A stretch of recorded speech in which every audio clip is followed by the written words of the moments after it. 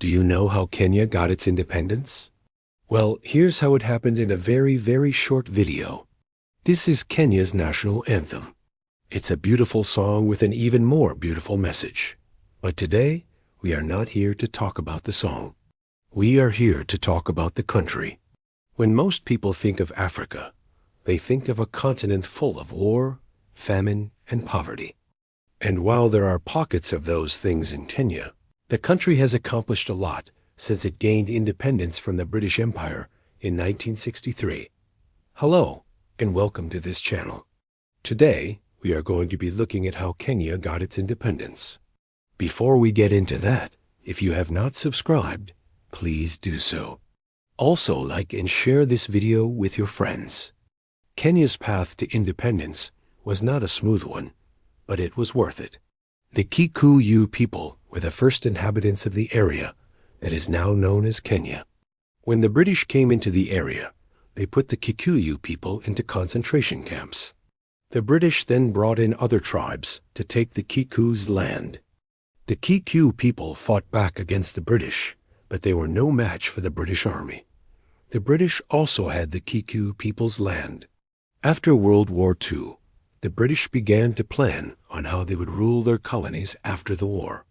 In 1945, the British government in Kenya proposed a new constitution that would grant Africans limited self-rule.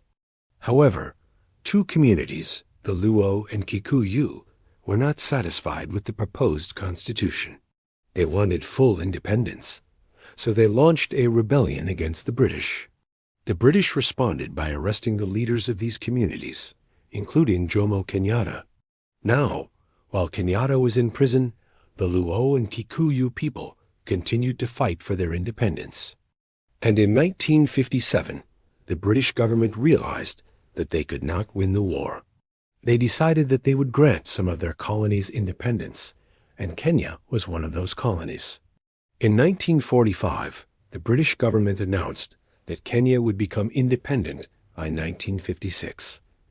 This did not happen due to the Mo uprising. The British were forced to put down the rebellion before they could leave. So they started to look for a way out. They offered Kenyatta a deal. They said that if he would agree to become the leader of an independent Kenya, they would release him from prison and give him the title of Sir. Kenyatta agreed to the deal and was released from prison in 1961. However, the British did not keep their part of the bargain. They did not want to leave Kenya. So in 1963, when Kenya became independent, it was only a British protectorate. Kenyatta became the first president of Kenya, but he was still under the control of the British. In 1960, the British government announced that Kenya would become independent on December 12, 1963. On that day, Kenya became independent. Jomo Kenyatta became the first president of Kenya. It wasn't until 1964 that Kenya truly became independent. And this is because in 1964, Jaramogi Oginga Odinga, who was the vice president of Kenya at the time, he decided to take matters into his own hands. He led a delegation to Tanzania and met with Julius Nyerere, the president of Tanzania. Oginga told Nyerere that Kenya was still under the control of the British and that Kenyatta was not really in charge. He asked Nyerere for help to remove the British from Kenya.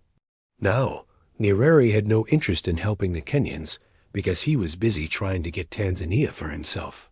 But nonetheless, he agreed to meet with Kenyatta and some other African leaders to discuss the future of Kenya.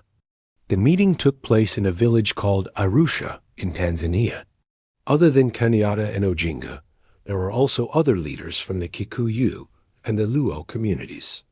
At the meeting, Nyerere told Kenyatta that if he wanted to be the leader of an independent Kenya, he had to kick out the British.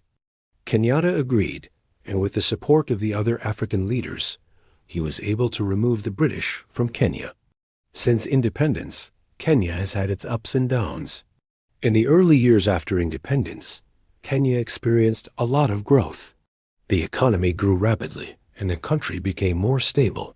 However, in the 1980s, the economy began to decline, and the country became more unstable.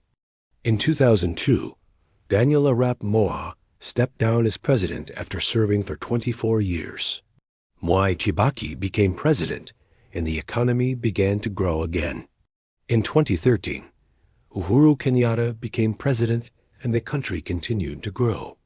Today, Kenya is one of the most successful countries in Africa, under the leadership of His Excellency, the fifth president, William Samoei Arap Ruto, who recently formed a broad-based government with the former Prime Minister of Kenya, Raila Amolo Odinga, to assist him in developing Kenya. It is a stable democracy with a growing economy. Kenya is also a regional power broker.